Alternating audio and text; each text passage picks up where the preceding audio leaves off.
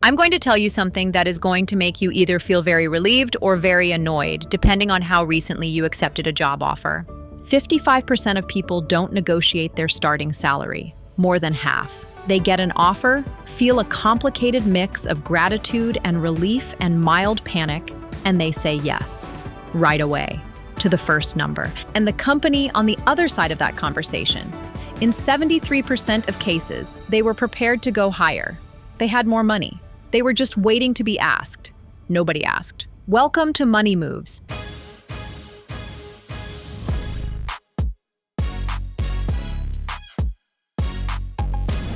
Today we talk about what you're actually worth and why you've probably been leaving it on the table.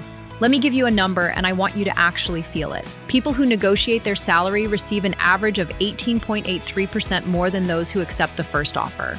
Not 2%, not 5%, nearly 19% more on the same job, at the same company, for doing one thing differently, asking.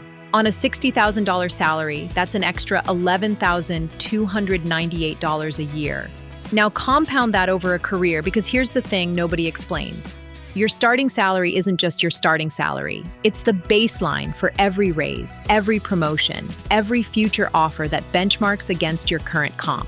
One negotiation at the beginning of a job doesn't just affect year one, it echoes forward through every year after it. Financial experts estimate that failing to negotiate your starting salary costs the average worker $500,000 to $1 million over a 45-year career. That is not a typo. That is a retirement. That is a house. That is the difference between financial security and financial stress.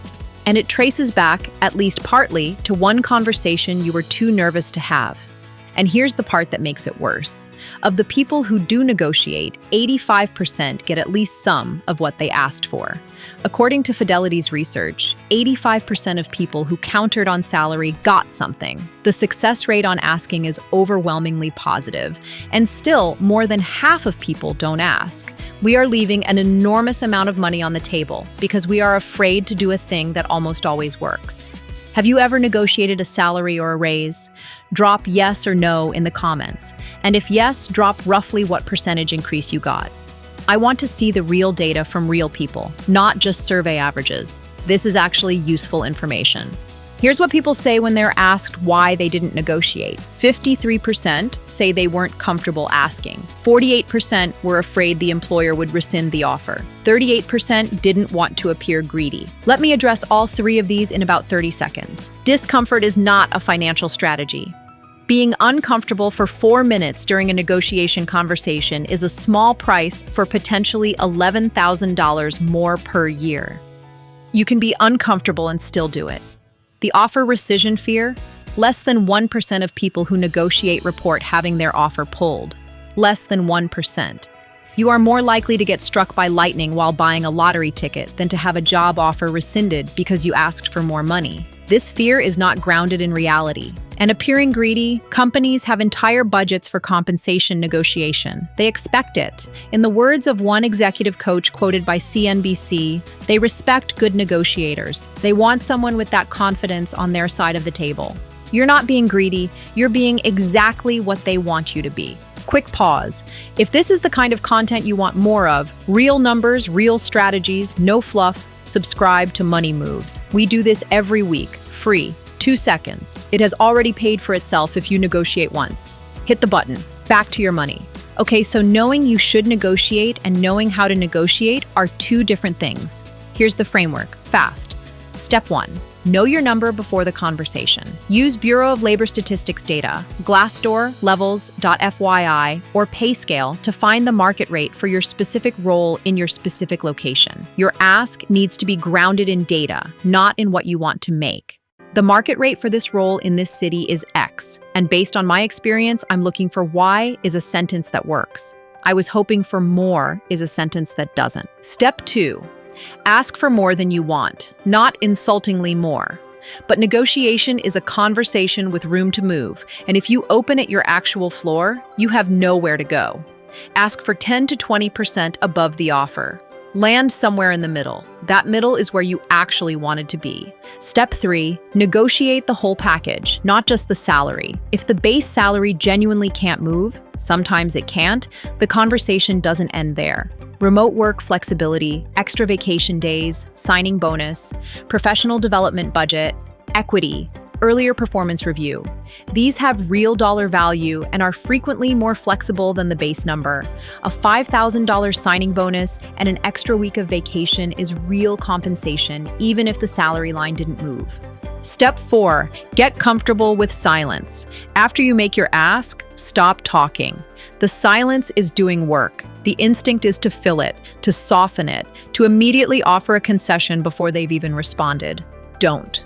Let the numbers sit in the room. Let them respond first. What's the thing stopping you from negotiating, or what stopped you in the past? Discomfort, fear of the no, not knowing your market rate, something else?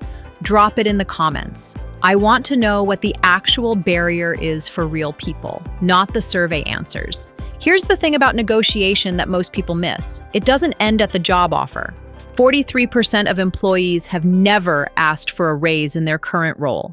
Not once. They've shown up, delivered results, watched their cost of living increase, and waited for their employer to notice and reward them. Sometimes that happens, often it doesn't. Your employer is not running a continuous background process, calculating your market value, and proactively adjusting your compensation. They are managing budgets, priorities, and 100 other things. The conversation about your value is your responsibility to initiate, not once, regularly. The framework is the same. Know your market rate, document your specific contributions and results. Pick the right moment, after a win, before budget cycles, not during a crisis, and make the ask with data behind it. You are not asking for a favor. You are having a business conversation about market rate compensation for demonstrated value. Those are completely different things psychologically, and getting that framing right changes everything about how the conversation goes. You don't know what you're actually worth because nobody taught you how to find out or how to ask for it. Now you do. Research your market rate. Make the ask. Get comfortable with the silence. Negotiate the full package. Have the conversation again in 12 months. The money is there. The employer is expecting the conversation. The only thing missing is you deciding to have it. Subscribe for the next Money Moves. We're covering good debt versus bad debt and why that distinction changes every financial decision you're currently making. Drop a comment. What's your negotiation story? See you in the next one.